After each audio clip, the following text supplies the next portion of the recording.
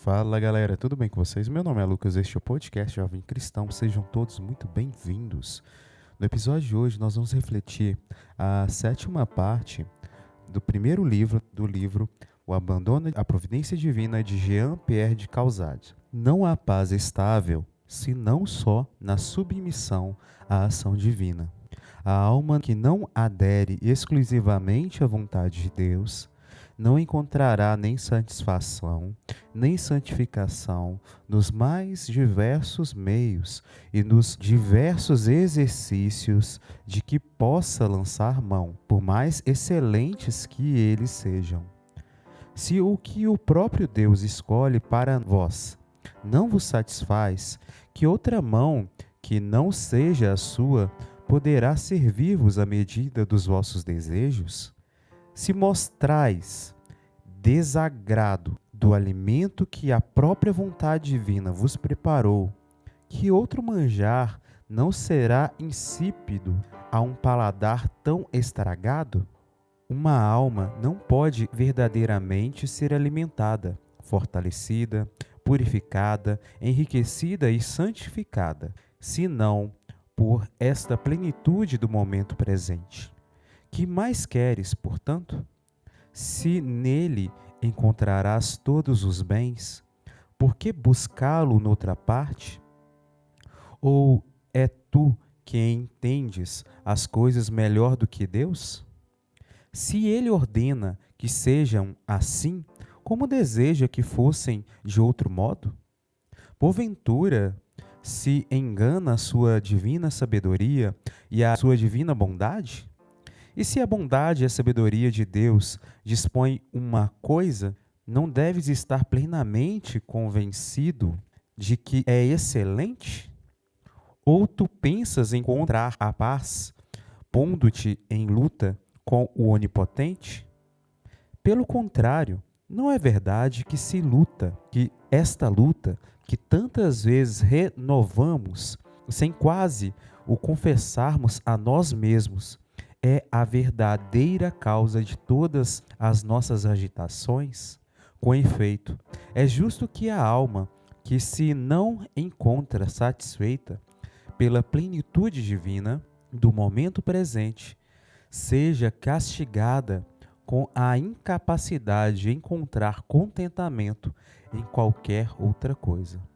Se os livros, os exemplos dos santos e os tratadores espirituais privam da paz, se enchem, mas não saciam, é sinal de que nos desviamos do puro abandono à ação divina e a enchemos dessas coisas como se lhe pertencessem.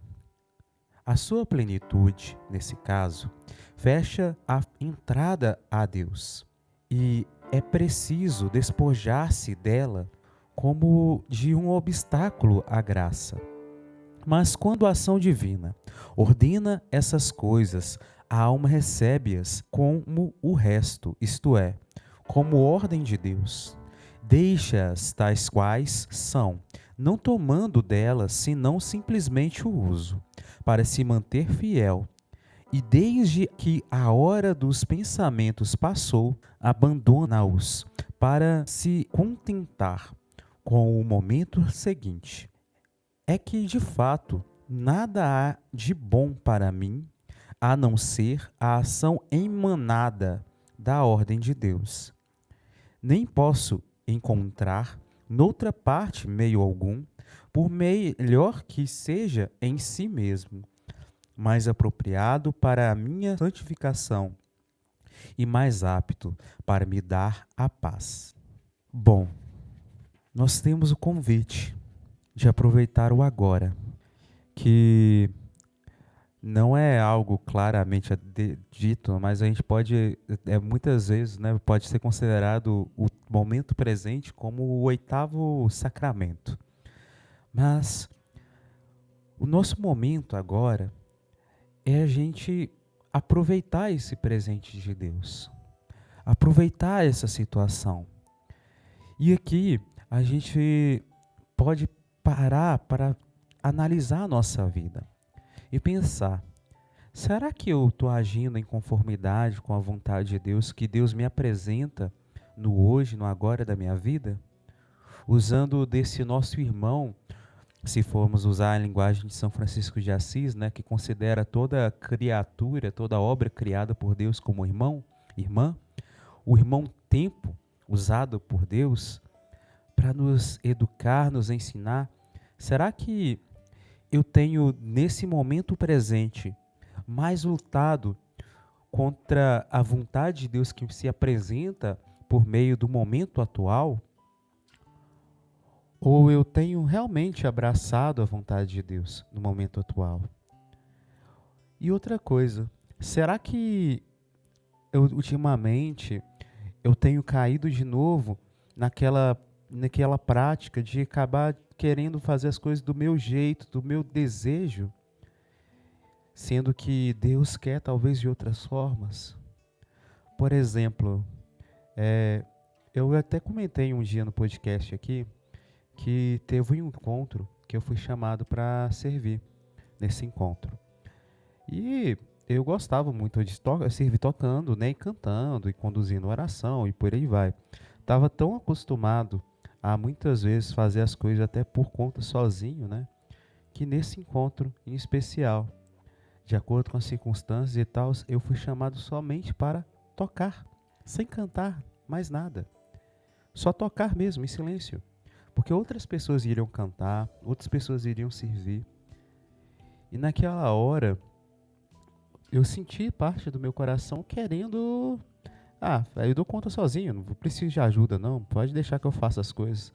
Mas eu não falei isso, eu não coloquei isso para fora. Mas o ambiente, a situação toda, eu entendi que era para ser diferente. Que Deus usou daqueles coordenadores daquele encontro para me educar, daquela situação para me educar. De não servir do jeito que eu queria, mas servir do jeito que era necessário. E a partir daquele momento, eu fui tendo contato com outras pessoas e fui vendo, né, depois de muito tempo, percebendo aquela situação, relendo o meu passado, de certa forma, que aquela circunstância fez com que eu entendesse que a cada momento Deus usa das situações diversas para ensinar cada um dos nossos irmãos, cada um de nós, que uma graça não é só para uma pessoa só, é para várias. Naquele momento era o momento de eu me educar, de eu empreender que tem horas que é preciso eu deixar que o outro faça para que o outro cresça também, para que o outro aprenda, se desenvolva, Deus desenvolva os talentos dessa outra pessoa, né? Depois fui percebendo que essas pessoas foram servindo em outros momentos da igreja, fez com que essas pessoas mantivessem firmes, né? Crescessem, por aí vai. Mas muitas vezes a gente age com o nosso coração de um jeito tão, como é que se diz, rebelde, né? Que tudo que é do próprio jeito, da própria vontade, ou então está tão acostumado com a forma como a gente viveu a vida tempos atrás, ou até mesmo pela forma como Deus usou lá atrás, em outra ocasião, para nos ensinar, que a gente considera que continua do mesmo jeito. Sendo que Deus ele pode moldar o tempo, fazer com que o tempo seja mudado. Não mudando a sua própria decisão de nos santificar. Não, mas as circunstâncias podem mudar. E as formas nossas de lutar, a próxima lição a ser aprendida é diferente. E a forma como a gente vai aprendendo isso é diferente. Mas aí que está a questão. Será que a gente tem sido rebelde com relação a essa vontade de Deus agir na nossa vida por meio das circunstâncias? Por exemplo, desde a obediência, quando nosso diretor espiritual pede para a gente fazer uma forma diferente de rezar, uma ação diferente, como que será que isso está acontecendo? Eu lembro que quando eu estava lá atrás,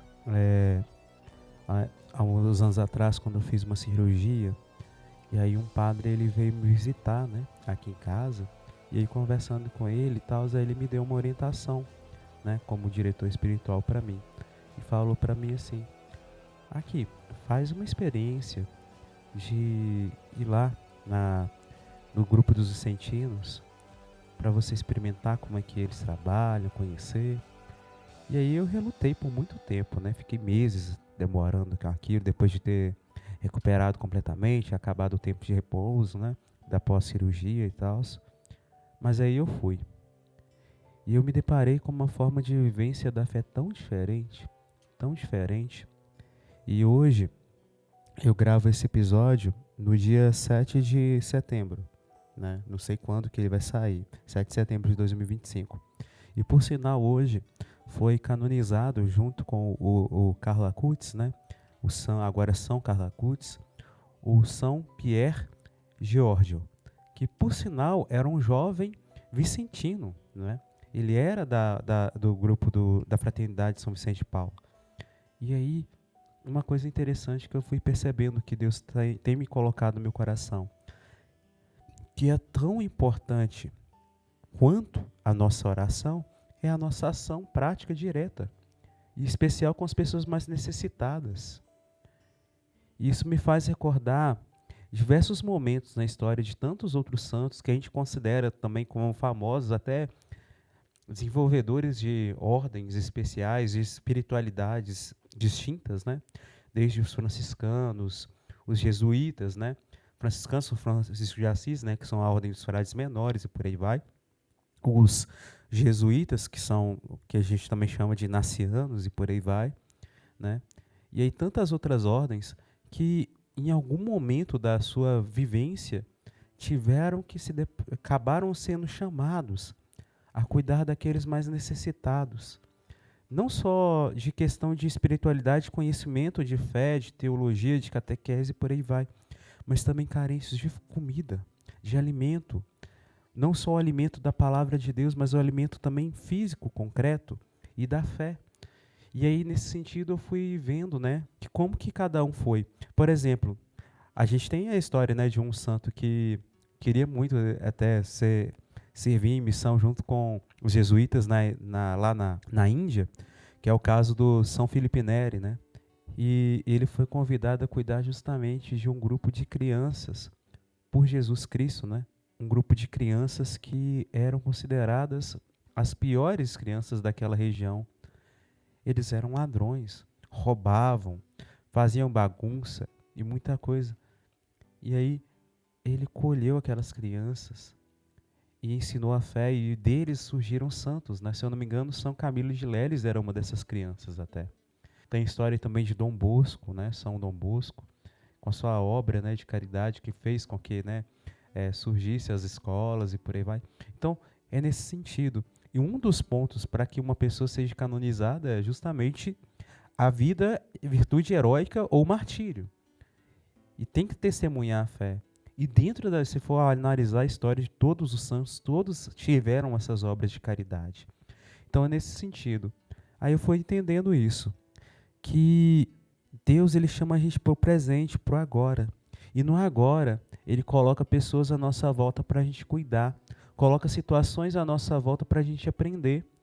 E às vezes a gente fica tão perdido no olhar para o futuro, para deixar para o tempo lá na frente, vamos ver como é que vai ser no futuro e por aí vai, querendo, tipo assim, eu estou ansioso para chegar naquela próxima morada, se a gente for olhar dentro da análise, né, da santidade de Santa Teresa d'Ávila e por aí vai, e a gente acaba perdendo a graça do momento presente, que é ali viver a fé ali e ajudar os irmãos à nossa volta.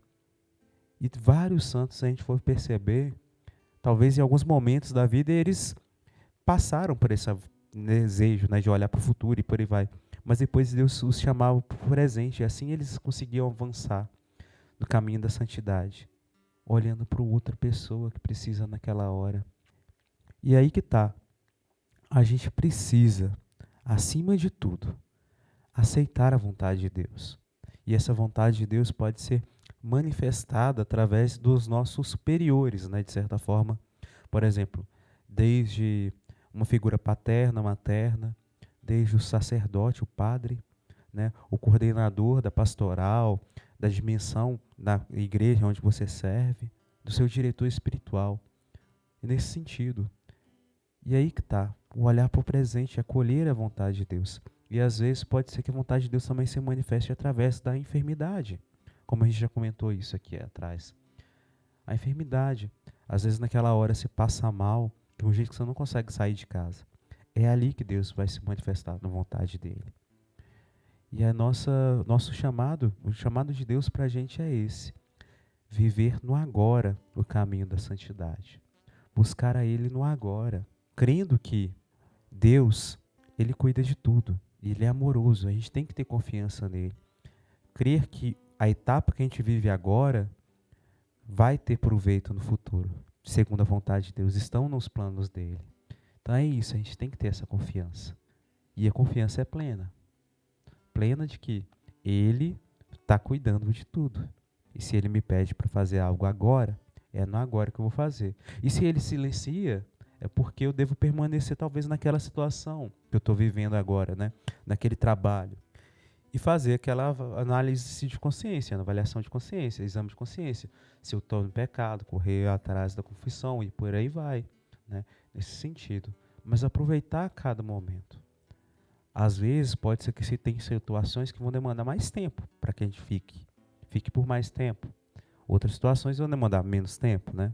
Por exemplo, se eu não me engano, o próprio Cristo ele disse a alguns discípulos para que eles primeiro pregassem numa pequena região, a região ali dos judeus, para depois eles avançarem para pregar em outras terras.